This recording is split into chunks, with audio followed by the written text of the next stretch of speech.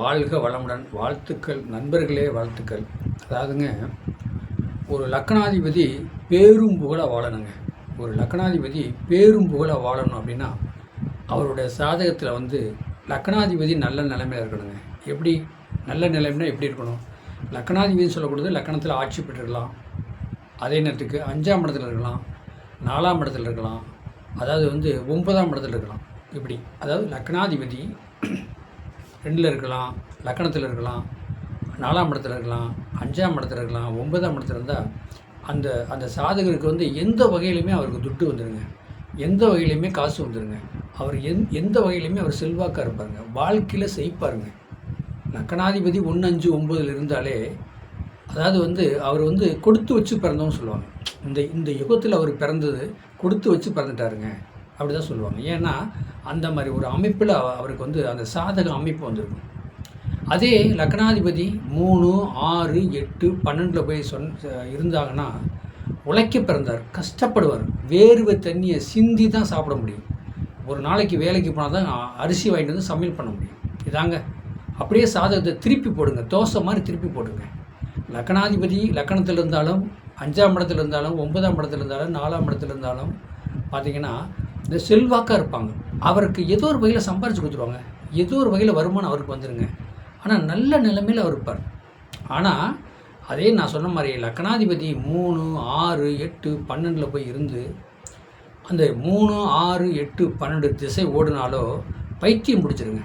வாழ்க்கையாக இது ஏண்டா பிறந்தோம், ஏண்டா வாழ்ந்தோம் அப்படிங்கிற மாதிரி எண்ணத்தை கொடுக்கக்கூடிய இது அந்த சாதகத்தில் வந்துடும். அதனால தான் நான் என்ன சொல்கிறேன்னா, ஒரு மனிதன் கொடுத்து வச்சு நீங்கள் பிறந்திருக்கிறீங்க போதே 4 பேர்த்துக்கு அன்னதானம் பண்ணுங்கள், 4 பேர்த்துக்கு உதவி செய்யுங்க.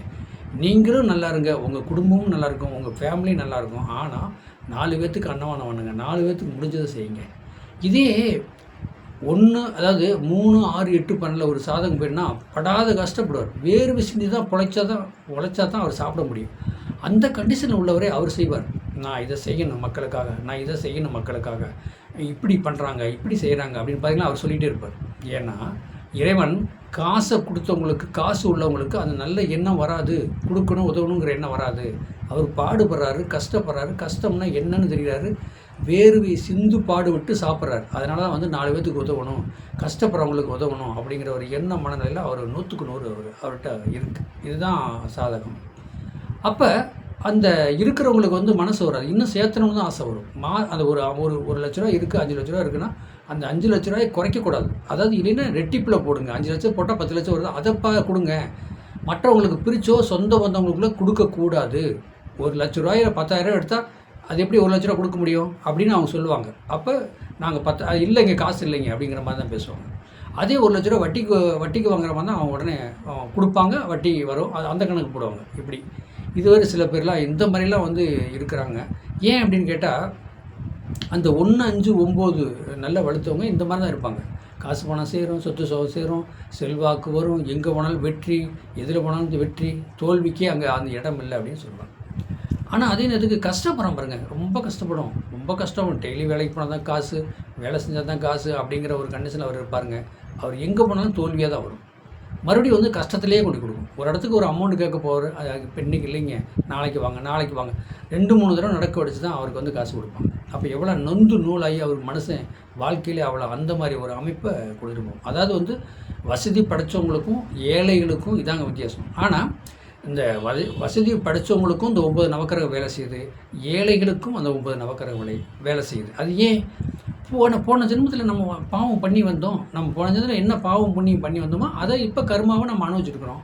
அதான் மேட்ரு. பாருங்கள், 1, 5, 9 வலுத்திருக்கு, உச்சம் பெற்றிருக்கு, ஆட்சி பெற்றிருக்குன்னா அவர் நல்லா இருக்கார், சந்தோஷம் பிரியமாக இருக்கார், சொத்து சுகம் சேருது, காசுக்கு மேலே காசு வருது, 10 வீடு கட்டி வாடகை விட்டுருக்காரு, வாடகை வருது, சம்பாரித்து பழச்சிட்டு இருக்காரு.